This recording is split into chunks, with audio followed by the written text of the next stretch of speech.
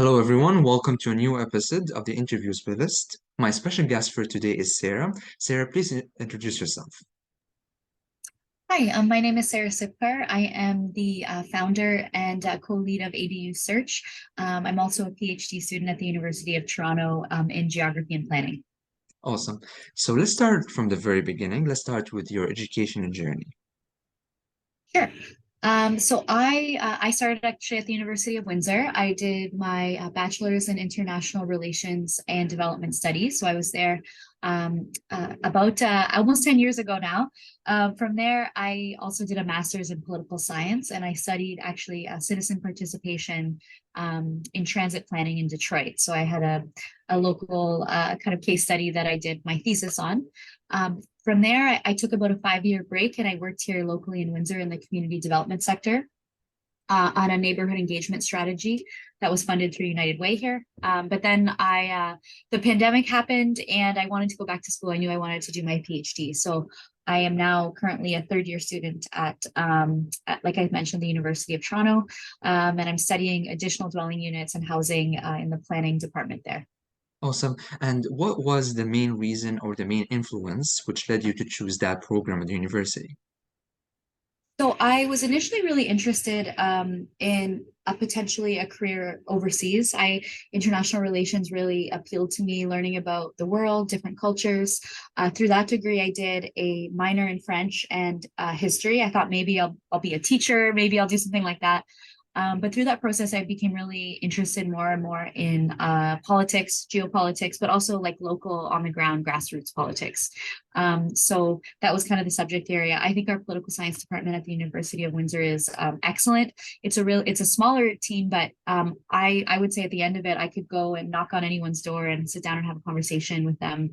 And I still have a number of professors that I keep in touch with regularly. So they're really excellent at mentoring and being available in that space. So that was a really good experience there. And then I just continued that in my master's with political science. And I really, really enjoy the on the ground kind of political day-to-day stuff. So that was where it led me. Awesome. And what was I would say, the first step towards entering research? Yeah, I think it was just one of my professors just identified that I had the skill set and I was able to do it. And I was approached by actually, I think my first research position was with Tom Najum, Dr. Najum, and I did some work with data analysis for him, and then I just continued on, and I realized that I really enjoy learning, and I really enjoy kind of getting into the weeds on the data. So that's kind of what started me there. And it was on a project, actually, his Jerusalem Old City initiative, which was, he does a lot of work on the Middle East, and has written extensively, actually, I think, on Lebanon. And I just learned a lot from that experience. And I just kind of kept putting those skills to use and continuing along. But that was in my third or fourth year. And then also I'll give a little plug to the mentorship and learning program, which is a cross-disciplinary course that you can take in your third or fourth year.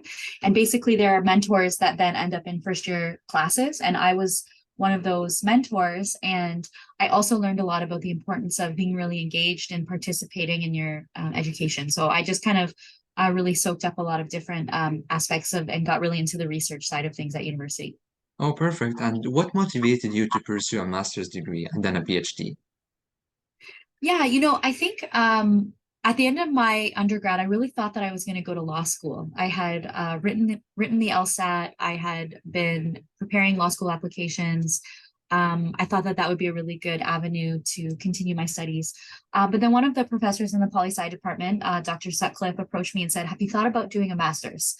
And I actually had never had thought about doing a master's. No one in my family has a master's or has really gone to university, not very many.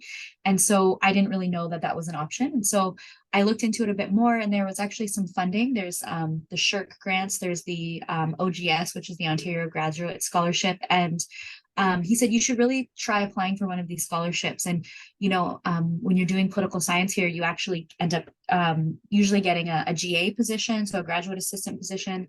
And everything just kind of fell into place for me to continue along that path. And so I decided not to apply to law school. I instead applied to it school, and again really enjoyed my experience, really enjoyed the research process in my master's, and so it just kind of felt really natural. And then my PhD was a little bit different because I took 5 years off, and I always knew that I wanted to get back into academia, that I missed the research, so I kind of kept my foot in the door, so to speak, and that I co-authored a journal article with Dr. Sutcliffe in 2017. And I kind of kept working on things like that. And so it just led me to really want to continue that journey and learn more. So that's how it kind of led me to the University of Toronto. Awesome. And what are some positions which you like worked in after you graduated from your master's program?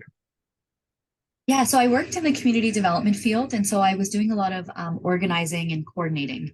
So some of the projects that I would do in the downtown Windsor, were community gardens, coordinating residents, doing applications to the city, doing some resident-led projects that were like around neighborhood cleanups. We would do street cleanups, that kind of thing. Lots of time spent mobilizing residents to be able to change their neighborhood. And so we were on the cusp of forming a residents association, and then COVID happened, so it's been a bit derailed, but it's kind of back up and running now. But doing a lot of projects that really just helped empower and organize residents to create change in their community. And so I did that for about 5 years. It was a very difficult but also really rewarding job, because you really got to see what your community was actually like, and then help to create change there. And so I did that for about 5 years after my master's. Oh, perfect. And after you, like, I mean, once you started your PhD journey, what are some positions which you took on? Yeah, so right now I started my PhD in the middle of a pandemic. So I've only been on campus 3 times, I should say. So I've at the University of Toronto, because I ended up doing all my coursework and everything virtually. So during that time, I got together with another colleague here in Windsor, and we applied for the Housing Supply Challenge for some funding to be able to do a research project around additional dwelling units. It's called adusearch.ca. If you're not familiar with additional dwelling units, they're essentially like backyard homes. They're like little, garden suites, laneway homes, essentially housing units that people can build in their backyard. And a lot of people are starting to do them because they're thinking about their aging family members, or maybe you're a young adult who wants to get out of the house, but the housing market has changed so dramatically that you may not be able to afford anything on your own for a little bit.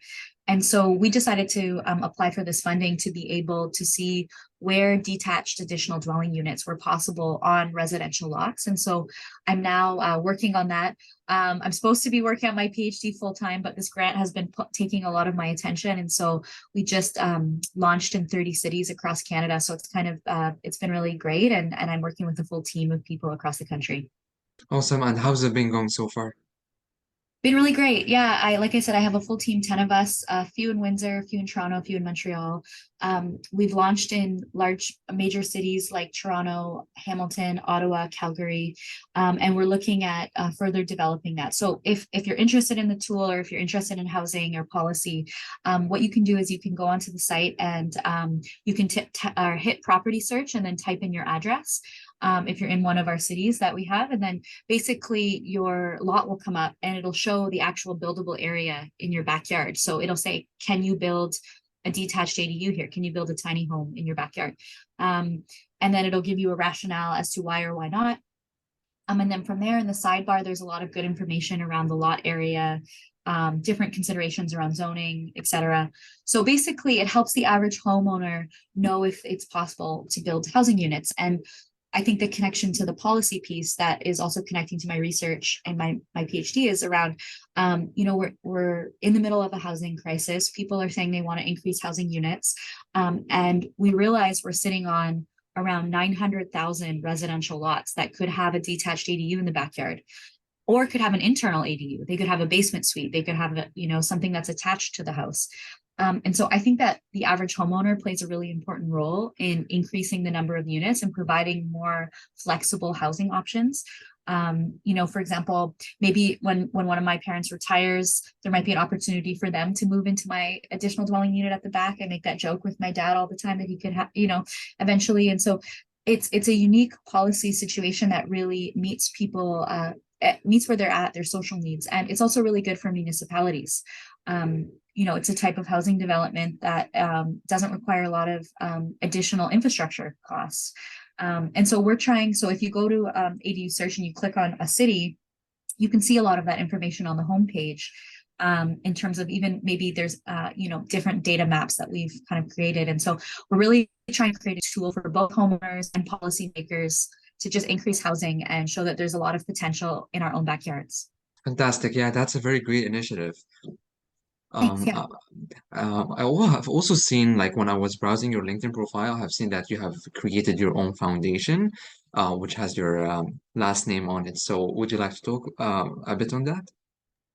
Oh, sure. Yeah. I started Zipcar development. It was in 2020 when I built my own additional dwelling unit. So prior to ADU search, I actually built my own detached ADU in my backyard. It's 430 square feet. And I've had it for almost 2 years, or actually over 2 years now. And so that kind of led me to some consulting roles for homeowners to be able to help with additional dwelling units specifically. So I've worked on a number in Windsor. So Zipcar development was a place for those kind of consulting roles. And I don't do them as much anymore. I'm a little bit too busy now with ADU search. I did a few last year, but I don't have capacity to do too many more this year. But it really taught me a lot about the ADU development process and the challenges that homeowners can face. And so it kind of informed my work at ADU Search and this grant that we received from the government. So yeah, Zipcar development is a place where I just kind of keep all my research, my consulting, just a place to kind of check out what I've been up to. Awesome. And what are some advices you would like to give to high school students and university students? I think if you had told me that I would be leading a team across the country completely virtually, and we would be building an online web tool, like that you had told me that like maybe a couple of years ago, I wouldn't have believed you because I didn't necessarily see myself in that role. I'm not extremely tech savvy, but I think the pandemic opened up a lot of opportunities and ways of thinking differently about things. And so the advice that I would give is don't think that your career is going to be this linear thing and you have to achieve all these goals by a certain date. Really allow yourself to explore, be creative, and find a good problem that you want to solve. I know for me, it took me a while to figure out, the direction I wanted to head in, but really what keeps me interested and passionate is I see housing and ADUs as a problem. It's a solve. There's a lot of barriers, there's a lot of challenges that homeowners are facing as a society. We're in a housing crunch. And so for me, I just kept my options open and didn't, kind of box myself in too much. I thought, like I said, I thought I was going to go to law school, and then I was open to a change of career path. And so I think just being open and following your curiosity and figuring out what that problem is you want to solve. And then, who knows, you end up having an online web tool that you're developing with people all across the country that you've never met. I've only met a few of them in person, so it's been kind of an interesting journey after my university career. Awesome. Thank you for those insights and for sharing your journey with us. It's been a pleasure having you. Thank you so much, and yeah, thanks for reaching out and for having me. Thank you.